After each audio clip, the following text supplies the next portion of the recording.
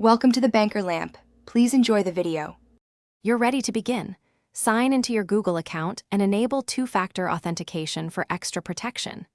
Next, choose a reputable VPN provider or Google One VPN so you know which features and server regions you need. Once chosen, install the provider's app on your device or add the Chrome extension. This step gives the connection software and permissions it needs. Make sure app permissions for network and notifications are allowed so the client can create a secure tunnel. Open the VPN app and sign in with the account you created, because authentication links your device to the service. Once logged in, pick a server location that balances speed and privacy. Choose a modern protocol like WireGuard or OpenVPN for performance and security.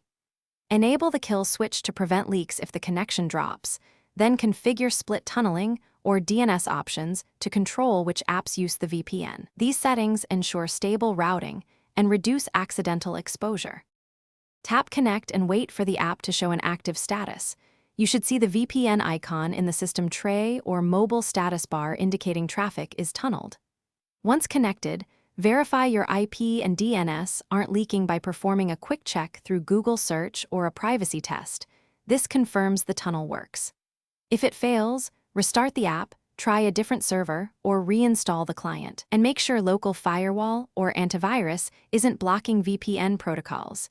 This fixes most problems. Thanks for watching. If this was helpful, leave a like and consider subscribing. See you next time.